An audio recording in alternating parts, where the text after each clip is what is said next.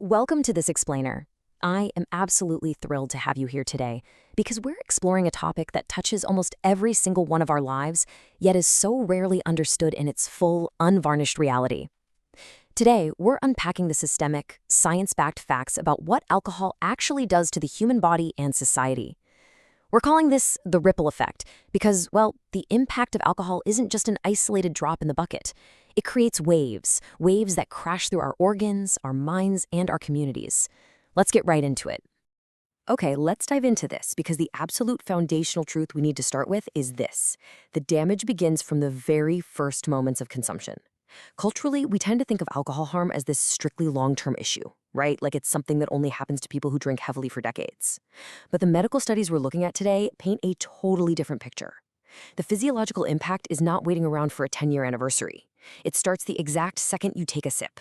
It's an immediate chemical reaction happening right inside your biological systems. Moving into phase 1, physical and health harms. The internal ripple. Let's start with the liver, which is basically your body's primary filtration system.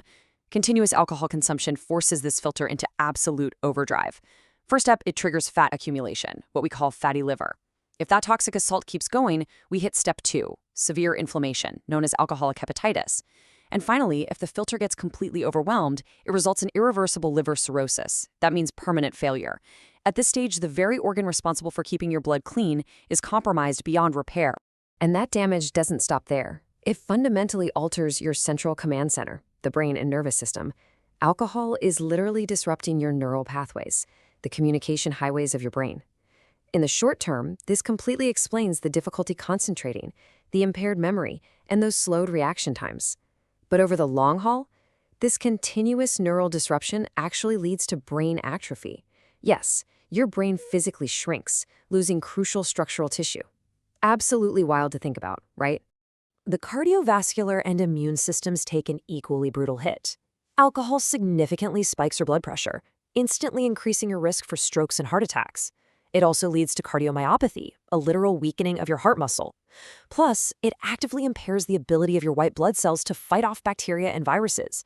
So if you've ever wondered why you feel totally exhausted or why you magically catch a cold or develop a nasty chest infection like pneumonia after a heavy weekend of drinking, well, this is exactly why.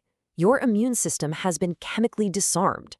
This internal assault extends heavily into our digestion and our cells, too. Medical science has established a rock-solid direct link between alcohol and an increased risk of multiple cancers, specifically liver, breast, colon, and esophageal cancer. On top of that, it just wreaks havoc on your digestive system, causing painful inflammation of the stomach lining, which leads to ulcers, and even triggering chronic pancreatitis. And the cruel irony here? This digestive inflammation actually prevents your body from absorbing essential nutrients and vitamins. So alcohol doesn't just introduce toxins, it's literally starving your body of the exact things it needs to repair itself.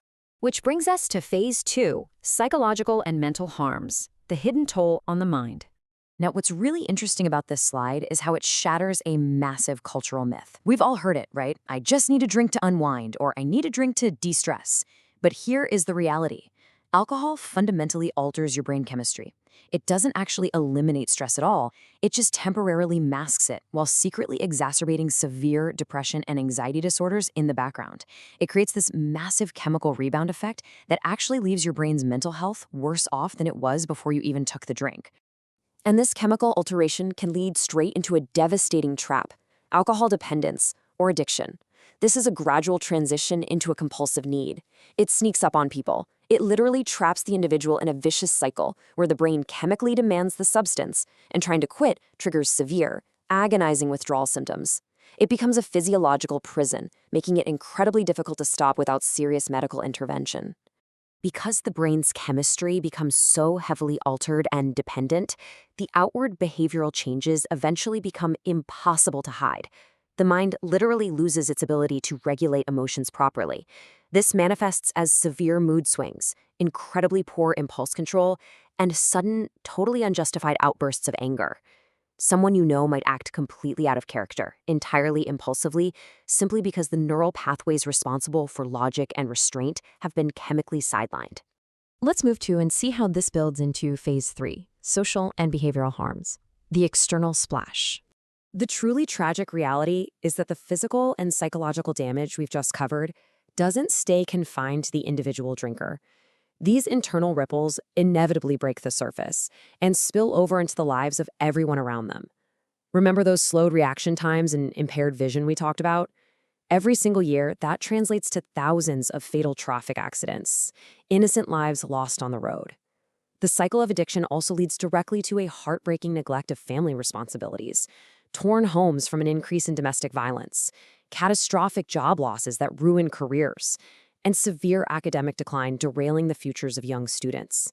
The collateral damage of alcohol is vast, and it is deeply, deeply painful. And that brings us to the medical bottom line, the verdict from global experts. So, the crucial point is exactly what we have right here. Bringing all of these physical, psychological, and social ripples together brings us to the ultimate verdict. The World Health Organization summarizes this perfectly. There is no safe level of alcohol consumption when it comes to health, period. The medical consensus is crystal clear. Because the health risks rise proportionally with every single drink, there is no biological free pass. The whole concept of a safe amount is a complete myth. Which leaves us with this final lingering thought. Knowing what we now know, that the damage isn't just some long-term possibility, but begins immediately with the very first sip, and that it ripples outward to affect our organs, our mental well-being, and our society at large, how does this change the way we view our culture of casual drinking? It's a serious question worth asking yourself the next time you're at a social event where alcohol is the centerpiece. Thank you so much for joining me for this explainer. Keep learning, keep questioning, and I'll catch you next time.